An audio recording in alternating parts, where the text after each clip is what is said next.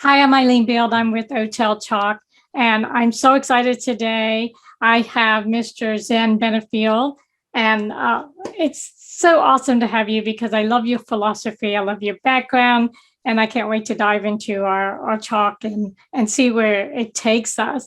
But first, I want to introduce you. Zen had a near-death experience in 1975 while he was in college that really had a profound effect on his life. And through the time from that near-death experience till now, he has had a 20-plus year as a coach, and his background includes work in the aerospace industry, secondary, post-secondary education, radio, TV, event production, team building, facilitation for multi-million-dollar construction projects. And along with all of his wonderful background, he has a passion and purpose in life and work that involves facilitating harmony among people and the planet. And let me tell you what, Zen, we need that more than now, more than ever now, because so much has happened, especially the last couple of years. So let's start by talking about where you came from that near-death experience that's led you to who you are and where you are today. Well, thank you for the opportunity, Eileen, and we're going to dive into a rabbit hole, I'm sure, and we'll get friendly with the burrows. Okay, right? Sounds good. So let's start with the near-death experience. And I'll just highlight it briefly. I was in a pre-med program, Ball State University. I tested out of 5 quarters going in. Beginning of second quarter, I was kind of distraught as to direction for life.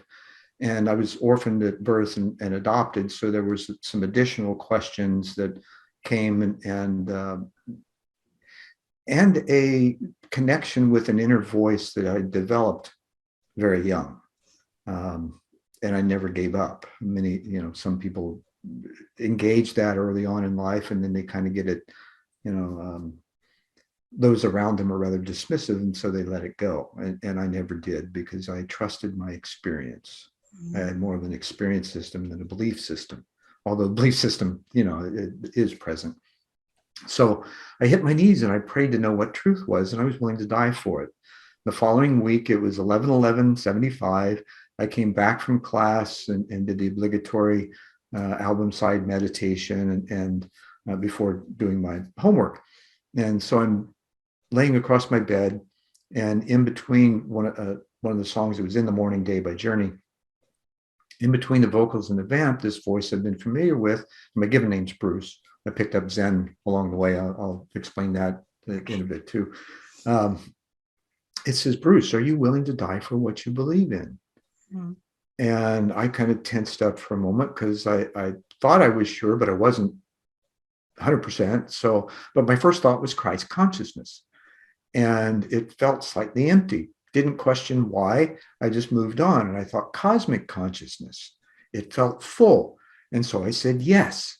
And then there's a guitar riff, sounds like a rocket ship taking off. So it facilitated an outer body. I got a tug from my solar plexus and immediately let go. I had plenty of OBEs, so it was comfortable. I turned to look at my body laying across my bed. I turned back to look where I was going. Before I could get completely turned around, I was engulfed by white light. And it had this sense of home, right? It was iridescent, effervescent, really high-pitched sensation. And I realized I was analyzing it so I could think. And I was aware I was thinking. So at that point, I realized there's no death from a consciousness standpoint. But it got boring in the light because there was nothing else there. And so I asked, is there more? And I felt a movement, and I went into a sphere. I was in a sphere of pinpoints of light with an indigo background. And I intuitively knew those points of light were points of consciousness, whether in body or not. I wasn't sure, because I knew I wasn't, but I had the sense that they were somewhere. And at that point, the voice picks back up, and this kind of this will blow you away. it says, these are those that you are to work with in order to facilitate a new world order. It will happen in your lifetime. Know this to be true. Your path will be full of trials and tribulations. Have faith and trust that everything you need will be there at its appointed time. Trust and allow. And then I feel another rush of energy and I'm back in my body taking a gulp of air. Whole thing probably, I went back and timed it later. It was like 2 minutes and 42 seconds. And what I got from that were several things. One was the awareness that we are all cosmic consciousness condensed into form as that point of light. That's what the center of our being. And there are multiple philosophies that back that up, right? And then the second thing was that I had questions. Okay, what do I need? How? What do I need to do to prepare? How will I recognize others? And of course, when, and that when was just like, okay, it's appointed time, right? And so that kind of its appointed time was refreshed over and over because it wasn't about my timing, it was about the cosmic timing, so to speak, right? Or universe timing, or what, however you want to phrase that. So over the years, then I went through various jobs and learning how to get along with others, first of all, and how to facilitate people, places, and things to work together better across every industry that I was ever in. And so and between coaching and partnering, those same skills are applied individually in order to get people to dig deep and become aware of their own inner awareness, which most of us are. You know, I learned many years ago, we live half inside and half outside. Well, until we get the inside right, the outside is not going to make any difference, although we believe it will, right? Because we never really trust what's going on inside, because when we talk about it to other people, they think we're nuts, right? So now that's different. And with partnering, then these are, I mean, literally concrete, examples, multi-million-dollar projects where I have a team of stakeholders, could be 20. My largest project was 80. But it's the process of kind of muddling through the chaos, standing in the middle of the room for me, and organizing that chaos, the hidden agendas, the personal things that are in the way, the ego, transferring that into we go, and then being able to provide a charter, objectives or goals, objectives, and then be able to create metrics that manage the flow of the project, because those projects are usually minimum of 2 years, sometimes 3 to 5. So, and many things are going on simultaneously, which have to work together in harmony, even in the chaos. The funny thing about chaos, there's order there. We just don't see it. Right. And so being able to flush that out and be in a place where you're quiet enough to observe it and then acknowledge and reflect from that place, it moves everybody along. And of course, when you got job stoppage on a project, those sizes, it's hundreds of thousands of dollars a day. So it's really important to get that flow down to begin with. Absolutely. So it's taught me a lot, right? Initially, I was scared shitless going into it because I knew the responsibility that I had. Over time, I realized, okay, I can practice what I know, which is being quiet, being still, being observant, being vulnerable. I think that's a superpower in that place. Yes. And being open to the suggestions of what emerges as sense, as good sense, and then making that sense common. Well, it sounds like you've taken a lot of your own personal experience and translated into becoming a bridge, like a bridger, Sure. From between science and spirituality, and making it like a common part of the common everyday life that includes communication, understanding, being heard, feeling understood. And in these big projects, you are able to help people to get out of their own way and be able to work more efficiently and effectively in order to have that harmony. Right. And the 4 principles of that are communication, communication, teamwork, integrity, and trust. Oh, those are all very, very important. Right. And I'm sure you saw some parallel and almost like a mirror effect of your own trials and tribulations that you talked about, having to go through those, Understatement. right? And as you went from being scared because you're stepping into something new and unfamiliar and practicing, that you could see the same shifts and changes in the people that you are actually facilitating. Sure. And I learned very young that the fear is a door. And early on, I did a show in the 90s, and one of my guests was Willie Whitefeather, who was a Native American storyteller. And he illustrated, he said, fear is just false evidence appearing real. Right. And what we seek to do is free every anxious reaction. And I piped up in my sarcastic notion of, everybody just wants to F everything and run, right? And that's usually what happens. And yet there are so many gifts right on the other side of that door. And our fears are usually way beyond anything that actually happens. Well, they're false. I mean, they're Right. a false belief system that our mind creates, the ego creates, whatever we want to attach. Now, we can create the reality of those fears when we choose to have our attention, intention, and interaction in that mindset. Absolutely. But, as one of my guests, Pauline Crawford, says, it's mind flow. It's not mindset. And when your mind is able to flow, that's where your attention, intention, and interaction creates kind of a momentum tunnel where everything around you aligns with that, because you're so disciplined in making the choices to be in that place always, no matter what the distractions may appear. It was funny, speaking of distractions, my wife and I, this was our honeymoon, we went to Mexico and visited Chichen Itza and Tulum and a bunch of ruins. And on our way out of Tulum to Chichen Itza, there was these two signs in the middle of the jungle in a clearing that were butted up against each other in English. And they said, observe your intentions and observe your distractions. Now, we'd been talking about this kind of thing, wonderful thing with my wife. We talk about this kind of stuff incessantly. And we've been talking about self-awareness and what the core of it was all morning long. And then here these signs come up and said, here it is. This is the essence. When you become aware of these things, then you can make adjustments.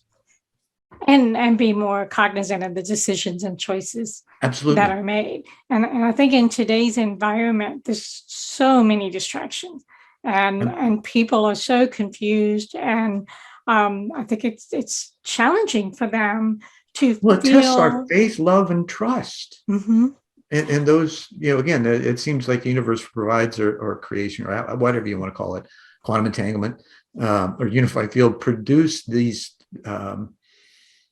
trinitized aspects, right? Because you get two, you don't have a leg to stand on. If you got three, then you got a stool you can sit on, and you've got a semi foundation for it.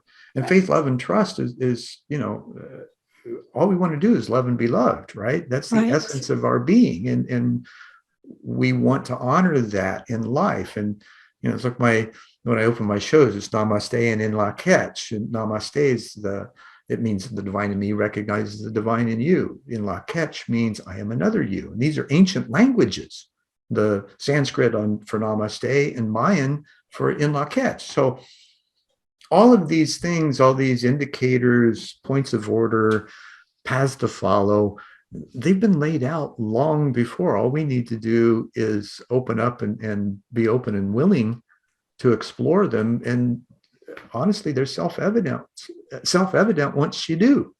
Well, I was going to say it's honoring the self first. You talked earlier about, working from the inside out. And I think when people can honor themselves truly for their authentic self, then the rest falls into place. And, the distractions are so prevalent today with technology and people being busy. And instead of being, they're busy. That's the primary point. It's the being first, then the doing and having follows. But unless you're right with yourself, unless you love yourself unconditionally first, then nothing else matters, because you'll never feel whole.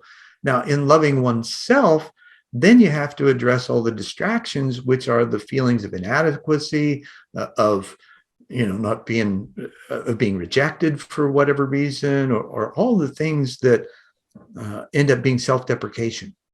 Well, and you have a very strong background yourself in being an author and a speaker and a talk show host, and yet there's always that next level that we can go to, and I think you're always either rediscovering or discovering more about yourself, and how that voice that came to you years ago that said this is who you are and what your life purpose is going to be.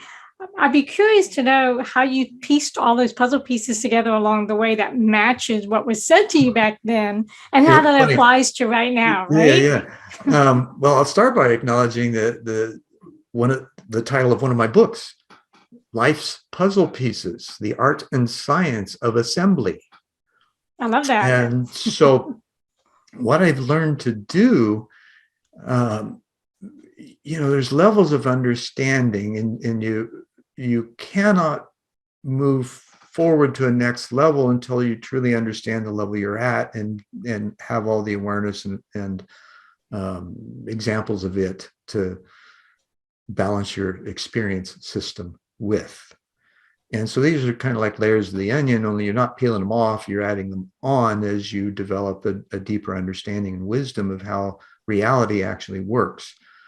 Now we're actually having some science back that up with quantum physics and the study of consciousness, and how that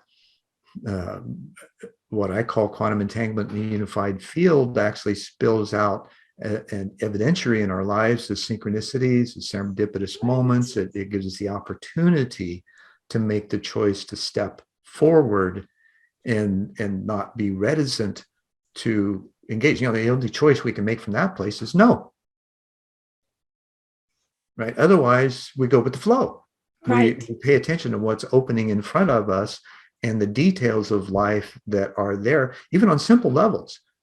You often wonder what to do. Well, what's right in front of you that you need to done? Pick the hardest thing first. That way, everything else will be easy afterwards, and you won't have any stuff hanging out, nagging you. And that's something that my adoptive father gave to me very young, and the suggestion he made. And wow, what a wise man. He was a 32nd degree Mason as well.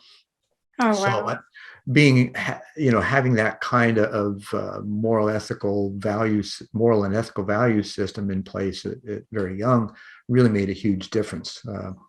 So in being able to assemble those things, as you asked, over time, you begin to recognize patterns. It's kind of like a cognitive science, right? Where the mind has these certain patterns, and the outer reality has a reflection of those patterns. And so when you're looking from within and seeing what that nature, or wherever your attention, intention, and interactions are internally, and how it reflects in the external world, that's a pretty good indicator of where you're really at, right? Because we tend to sometimes fool ourselves. And, ego gets in the way. And I had another wonderful friend, dear, beloved, almost a father figure for me. And he was written up in Time magazine as a prophet of his own time when he launched the waterbed industry in LA in the late 60s. But he says, there's no ego without we go. And I even use that in my partnering workshops now, because it makes so much sense. It doesn't deny the ego, which is what our psychological systems have a tendency to do, right?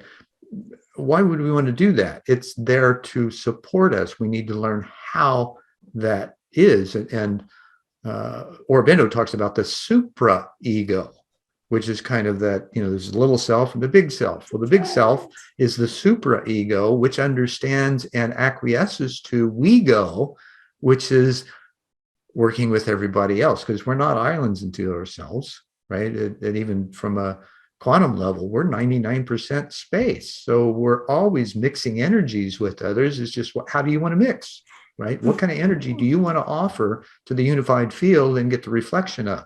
Those are simple choices and disciplined choices And sometimes they're really hard to make when you're facing things and you have to walk through those doors of fear. And get and get entangled with it all. And then you got to figure out, how do I get out of all of this, but be above it. And that now, and that goes into the indigenous philosophy, the three brain, right? I don't want to just give it to Westerners, but I think globally we tend to live from the shoulders up with really no understanding of how the body works. It's an instrument. We just don't know how to tune it yet.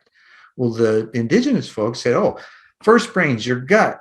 That's where you feel everything. And now it's being backed up by quantum science because of the vibrational aspects of reality and how it's constructed, right? There really is no solid material. It's all vibration. So how do we feel that? That's a gut feeling, intuition. We're taught not necessarily to trust that because the outer world controls and the mechanisms that are in place to promote that. Right. Then we reach a certain point where, okay, now we're feeling this. Is it desirable, undesirable? Those are things that happen in the heart space, right? Does it resonate? How does it resonate? And then we can choose whether it's a distraction or intention, right? And then we can move it into the head space where we actually make choices based on more clear information that's been processed with our natural system. It's a built-in system that we've not understood. Or and maybe not even had the time to, because we've been so busy trying to survive, hunter-gatherers and, moving into agricultural societies and then industrial societies. And now we're trying to move in technology. And now we're trying to move in this conscious society and making our way towards a conscious civilization. And we've got a perfect opportunity to do so with how things are being deconstructed around us and our freedoms are being taken. Well, and then the question is, what is going to be put into place as the foundation to come out of that, and what's that going to look like? So, have you, thought about that next stage, next level for you? Thought about? How are you living it? How are you living it yourself, and teaching others, and helping people to understand that mind, body, spirit connection, and that heart centered, connecting with people? Because like I said earlier, there's so much distraction now, and people have, I think, lost their way in that true heart-centered connection. Sure. Well, again, that it goes back to the being first and recognizing my own triggers. I still have some, right? I'd be a liar if I didn't say, or if I said I didn't. Right. They're less than most, and I recognize them quicker, and then I'm able to adjust the choices that I make in engaging them, right? And that's a really tough place to be when you've got all the outer circumstances that are saying, "Well, wait a minute, you ought to be, masked and sheltered, sequestered, and adhering to the narrative that's being pummeled on you." And that's understandable how people acquiesce to that, because they want to trust authorities. They don't realize that they are their own authority. And so they want to trust others. And that's what we've been taught over millennia, right? That's part of the false belief system that exists. And so in being able to make those adjustments and see things in a different light, then we're also able to just kind of step back and look at the situation. Okay, am I safe? Am I really being threatened in my immediate environment? Are there others who are threatening my personal safety and security? Or am I just buying into this need to be afraid? Right now, what's interesting is there's also some science behind that. Howard Bloom wrote a book called The Lucifer Principle. It has nothing to do with the biblical Lucifer, but what he does explore is how small groups of people have manipulated masses and entire populations with promoting lies over and over and over again until they become truths. And this is how every large empire has been created. Yeah, it's a psyop against the mass consciousness. Right. Now, so what does that mass consciousness truly want, though? Right? If we are to go back into the things that are present in every religion, even that point of light, right? The essence of that, what you have within you, is in every religion. Your connectedness to creation, it's all inside of you. So what does that, do we really understand what that means? And I don't think we do. When we start living that, then there's these initial moments, right, that where you just have that sense that, at least for that moment, everything's connected. Like you have a potential conflict come up with another, and instead of, and so they're approaching you with aggressive energy, right, because they're afraid, they want to control, because they feel out of control, and they want to minimize whatever perceived damage is going to happen by their not being in control, right? And this happens individually, and it happens in large organizations, companies, and corporations, right? Now, from that perspective, then when you recognize that, okay, this person is in that place, and the first thing we tend to do is react from that same place and engage their energy the same, instead of being, okay, I see this, now wait a minute, all right, and you begin to say, okay, I understand, the reflect, active listening, right? Only you're not necessarily listening to what they're saying and reflecting, you're listening to their entire behavior and reflecting from that place. I understand your blah, blah, blah, right?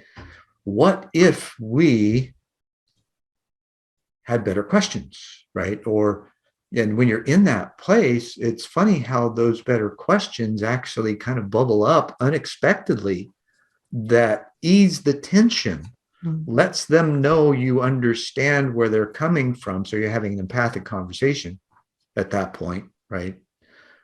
Maybe you're on the same page, or at least they believe you to be. And then you can have a generative conversation with them, which takes what they have and asks the critical questions that allows them to transcend that situation and actually create solutions, where the challenge becomes the change. And I love this, you take the LLE out of challenge and it becomes change. And those are like liabilities, limitations, and excuses. So when you recognize those and you honor your own greatness, your skill set, your professional acumen, your ability to make good choices and to enact those and implement those choices, whether it's personally or within a work group, then you have greater success, right? Because you've now just resolved that tense, conflicted, seeming chaos, and you've restored an order that was already there to begin with. They were just too constricted that they couldn't see it. And when you get in those places, those fear-based places, right, for lack of a better, what happens to your energy? You close up. And lock so up. How can anything reach you when you're in that closed up place? Because you got shields up. Right. Right? Yeah, it's like brick walls. Right. Well, it sounds like we need to clone you and take whatever you teach in that environment, in that concept, and place you throughout the world in all these different pockets, so that everybody can learn what you just said. Because I totally get it. Well, maybe that's what I'm being prepared for, maybe, and I totally am open to that opportunity, because I feel like I've got the skill set that can handle that. Yes. Because I've had my metal tested long enough, and at 64, maybe I'm ready now, right? Because that's been the thing for me, right, for years. Am I enough? Do I know enough? Am I prepared enough? Do I have the skill set necessary? And so every time I ask those questions and I'm really available for the answers, then there are those next layers of the onion that get put back on this whole being that expands the dynamic of my energy, my capacity to perform, my understanding, my intuition, and my vulnerability as well. Yeah, for me, it shows up in the form of being in school. Life is the master teacher. So there's different layers and levels is going from K to kindergarten to PhD. And I know when I'm in school, right? You know, when you're in school, you know, when the universe is testing and prodding and there's trials and tribulation. If you're able to pay attention, because here's the other, the key of this is self-awareness. Mm-hmm. And you've got to, really look what's going on inside me before I engage anything outside of me. And if what's going on inside of me is disturbed, then I need to take a look at what that disturbance really is. And is it because I'm unable to manage what's going on outside of me, or because I'm unable to manage what's going on inside of me? And that's where I like to include this little exercise of putting your fingertips together and just breathing and feeling your heartbeat in your fingertips, right? And as you deepen your breath, you're able to feel your heartbeat. You can feel it in your fingertips. Sometimes you can feel it in your entire body. Well, what's happened? You're out of your head. Right? And your head is where all the, for lack of a better, mishigas takes place. Right? All this chaos, confusion, they're all just how you think. So if you can eliminate that extraneous purgatory, environment, then you can be quiet and allow that voice that's within the depths of your being to emerge. And trust me, it's there. You're connected. Whether you believe it or not, when you go to that place of being quiet, I don't want to necessarily say submissive, but that's probably part of that. It doesn't necessarily have a good connotation as a word. It's like manipulating, right? Well, you can manipulate things for the good as well as for the bad, right? So it's just how we perceive positive influence. Yeah. And nothing is good or bad, but how we think it's so. Right. And so those are, again, choices that we can reflect on and determine the course of action that's best. And sometimes no course of action, just to allow things to be as they are in that moment and settle, then what needs to emerge becomes apparent. And that's where the generative conversations come in. And I think the more that you share your understanding of all of that, and the more that you align with that voice that you heard years ago. Still do. Yes, and I'm sure you still do hear it, and I would hope that it guides you in letting you know how far along you've come, and that it's supporting you 100% of the way. Always has. That's why I trust it. Yeah. Right? Ever since I was a kid, how it happened was my parents brought home my sister. I was 4 years and 5 months at the time. And then they decided, okay, maybe we better tell Brucey, is what they called me, that he's adopted and what adoption is. And I already knew I was loved and adored and cared for. So there was no concern whatsoever. But once they told me, it did raise the questions, okay, who's my real parents? And of course, I'd been attending Sunday school. So I was thinking, okay, do I have a father and mother in heaven? And can I talk with them?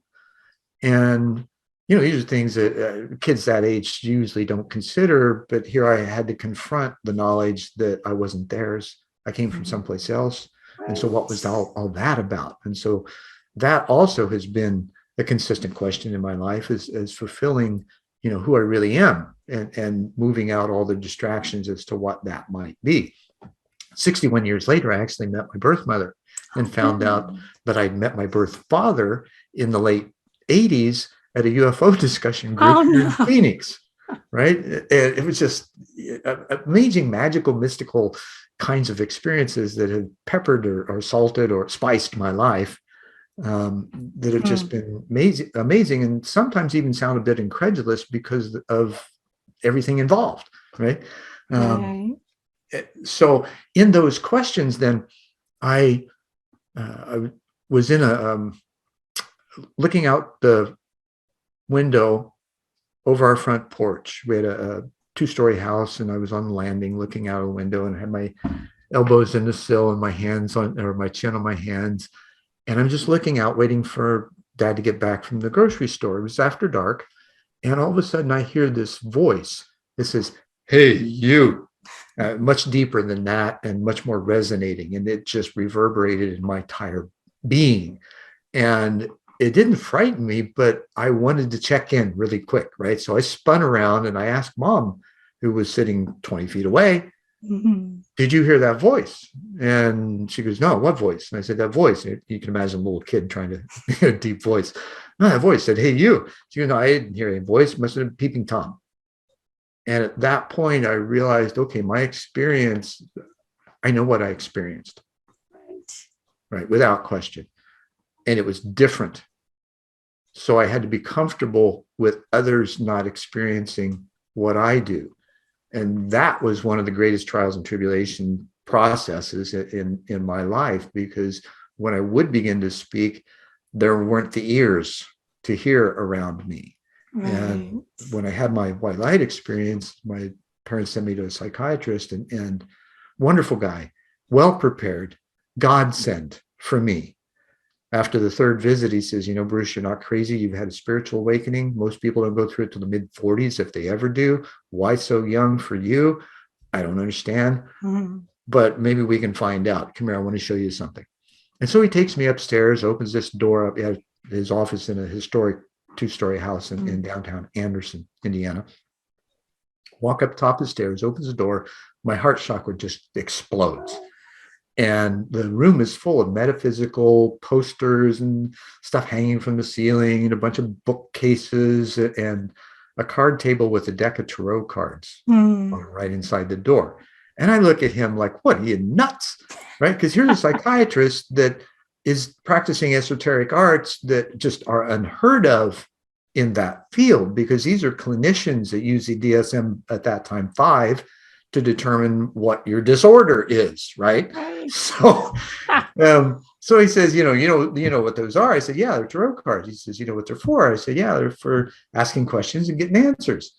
And he said, "Have you ever had your cards read?" And I said, "No." He said, "Would you like?" I said, "Absolutely, let's do it." I'm all for the curiosity.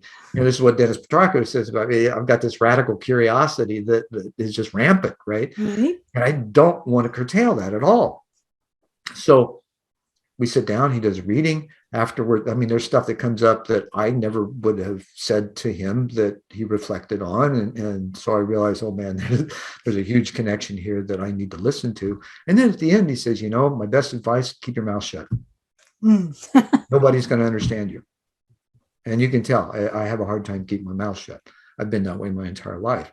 So that's caused problems for me. And, I've always thought, I'm this way, everybody else probably is too, right? And that was naivety that I had for a lot of years. And yet, I still believe that. Everybody still is that way internally. They're just not paying attention to it. They don't give it time. They don't give it space, let alone investigation. Right. So it's been a little difficult to be truly who you want to be without others looking at you like you're weird. Yeah. And that's all it is misperception, because they're viewing me through their lenses of what their belief system is. Right. Whatever. Yeah. It's just, I refer to it as lenses because that gives it kind of a comfortable. You're right. Yeah. Well, it from what I can see, you're doing awesome. And I love all the things that you've talked about today. And I know people who will be listening will also be either intrigued and or will, be sitting on the edge of their seat, wanting to hear more. Well, maybe this is a good spot to plug my big book. Okay. I've written something like 18, and they're all on Amazon. My big book, though, it took me a decade to write it, and it eventually became, the title of it now is the Stubbing My Toe. Yeah, I was thinking the old titles. Stubbing My Toe on Purpose, toe standing for theory of everything. And it was kind of a double entendre there. Now, the subtitle of it is a seminal view of consciousness, cosmology, and the congruence of science and spirituality. And that book actually was facilitated a 28-year dream come true with Dr. Jeffrey Mishlove. When I first started my One World show back in the 90s, I had two guys I wanted to emulate, Bill Moyers and Dr. Jeffrey Mishlove. And I hoped someday I would be worthy of an interview with one of them. Now, that was in 1990. 2018, and I'll just close with this example of how the universe works. 2018 rolls around. In June, I get a voicemail from one of the websites I manage. It's actually Ufology Press. So I kind of have some engagement in that world as well. And it's Jeffrey.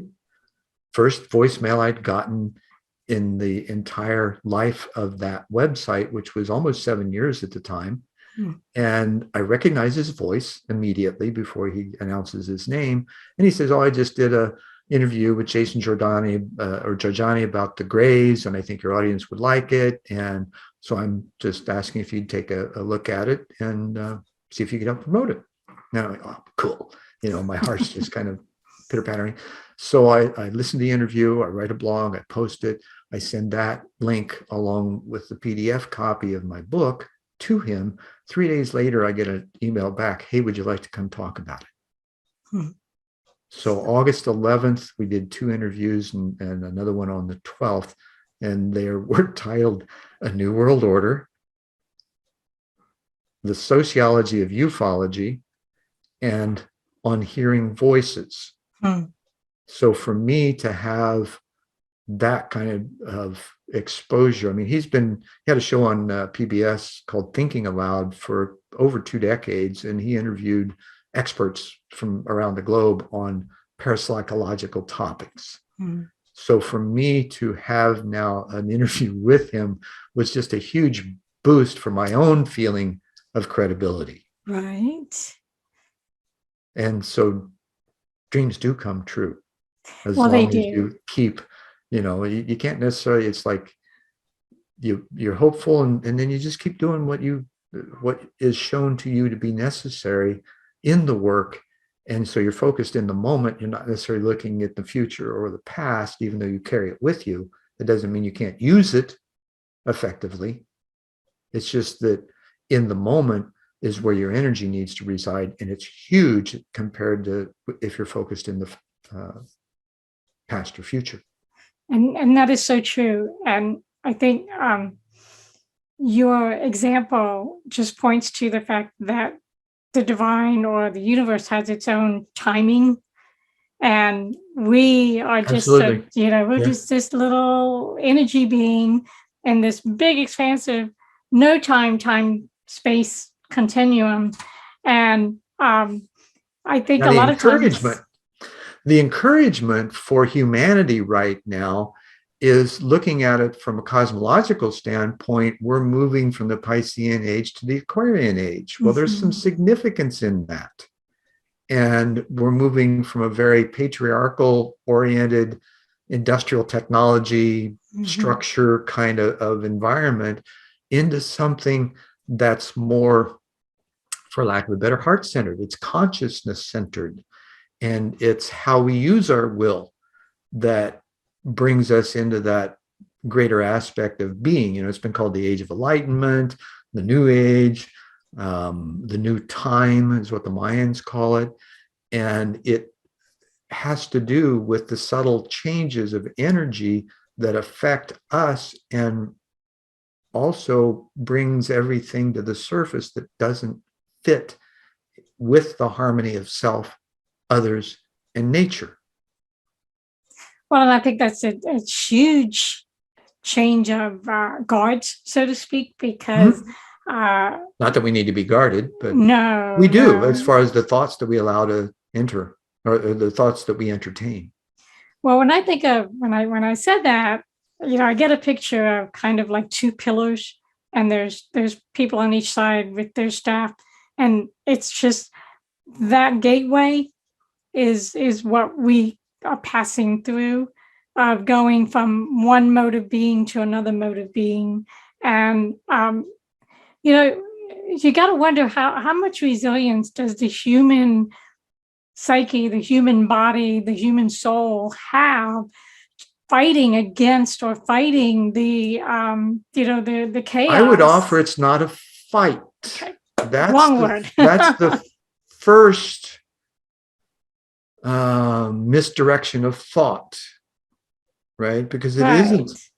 We perceive it as that. It's not. It's acquiescence. It's allowing who you are and how you're connected. This is, I term it in the framework of learning how to live in quantum entanglement with a unified field. It yields being able to utilize your skill set, because you've developed something, right? It's been with purpose, even though you may not have seen what it is yet, right? You've got a skill set. Now, how do you apply that? Well, there is something that I call a perfected form, fit, and function in the world. And as we eliminate the distractions and we focus our attention, that doesn't mean that our jobs or our profession or our career is going to change all that much. It's like the physical structure of the world. That's not going to change. It's how we engage it that does. Right. And so it's a completely different, it's like it's making the without as the within. Well, it goes back to the flow that you mentioned in the beginning. Right. So, and it's tough to trust that initially. Well, because we have no experience with it. Right.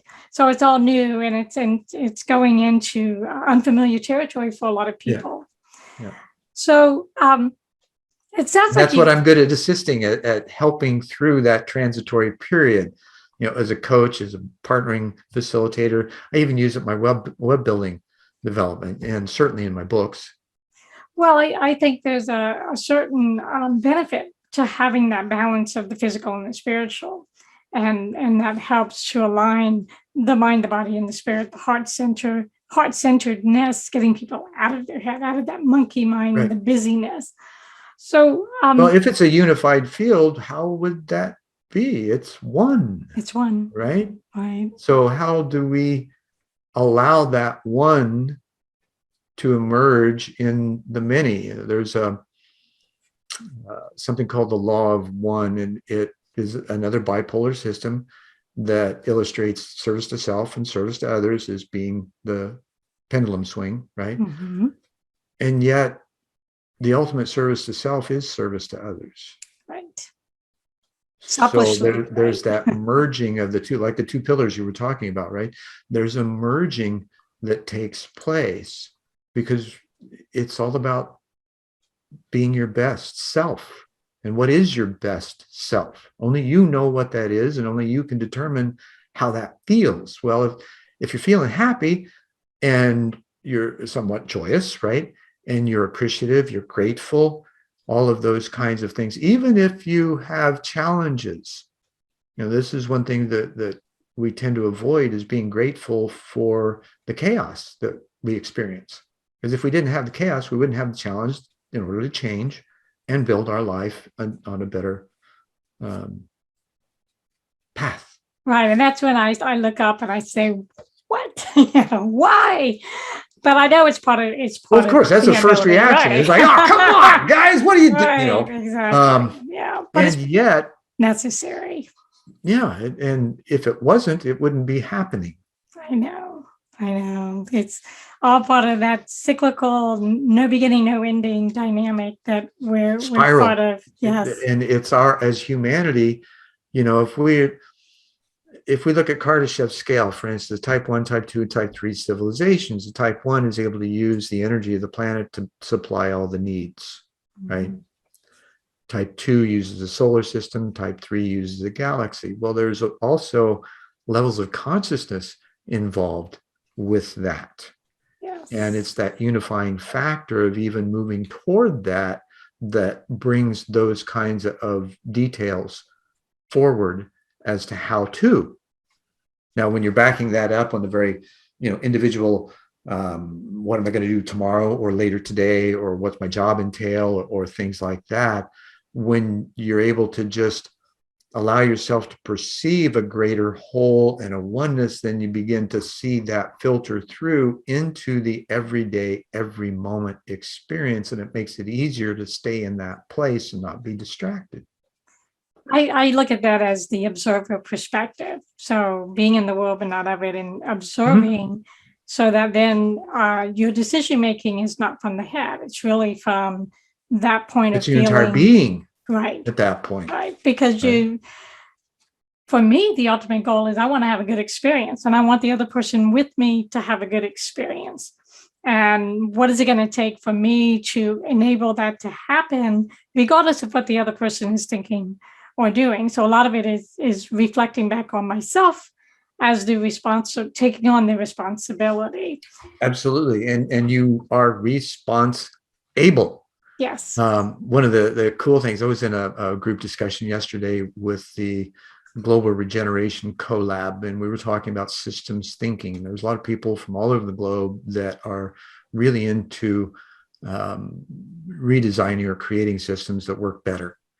And so there's all this conversation that still coming from an industrial mindset in, okay, here's what we need to do, right? And so I was 40 or 50 people in the meeting, and I just felt like it was necessary to say, wait a minute, the doing doesn't really matter until you focus on the being, and that's where we've really been inadequate. When we have the being in place, then we can see what the doing needs to be. Right. And it doesn't diminish its importance.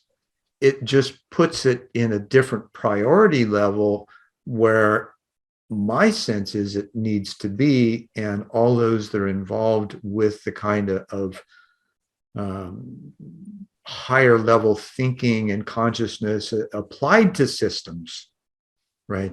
The systems aren't, like I said earlier, the physical things aren't going to change all that much. It's how we engage them. Systems are the same way. The systems are beneficial. They're in place.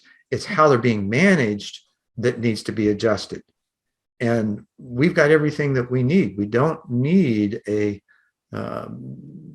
depopulation effort, for instance, which seems to be at least a consideration in what's happening.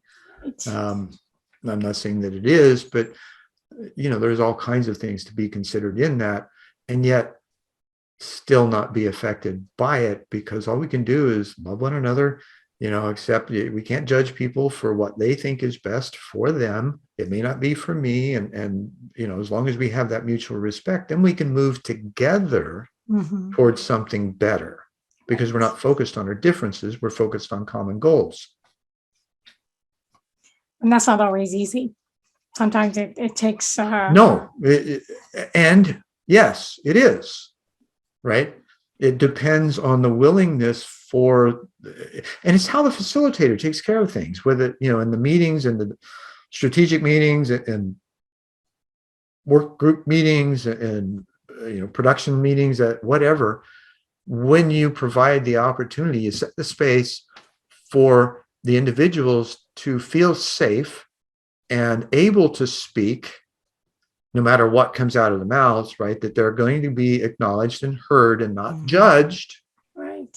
But it's going to be part of the discussion pool, and it may or may not have significance. The fact is, they just need to be heard, and they need to know that they're being heard. So when you provide that, then you can have a whole different level of sense making, because people are available. There's no resistance to it. They've been heard, so they open up.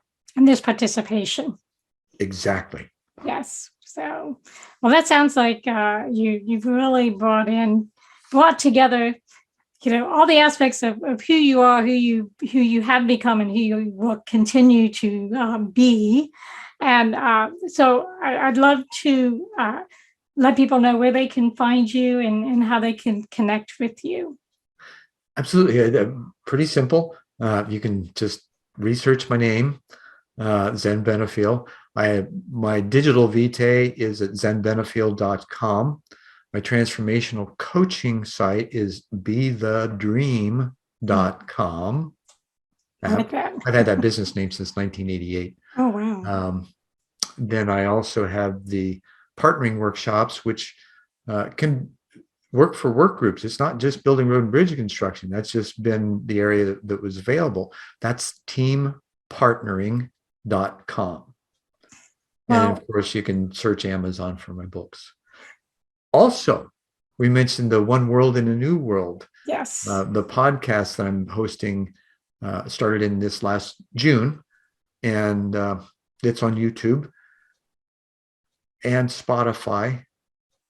It's a little behind on Spotify because it took. I'm the sole creator and producer now instead of having an 8-person crew like we did with One World initially, because we had a full studio at the time. Now it's just me. It's just you. Great. Well, thank you. This has been an enlightening conversation, and hopefully we'll be able to catch up again in the future and continue and see what has transpired since today's talk and the next time that we have a engaging talk. So that'll be the evidence of how things are going forward.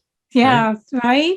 So I wish you all the best, and thank you. And we will catch up with you soon. Thank you so much for having me, Eileen, and I really appreciate the time, and may this next period of time be absolutely beyond our amazement. Absolutely. Yes. Thank you. Bye. You're welcome.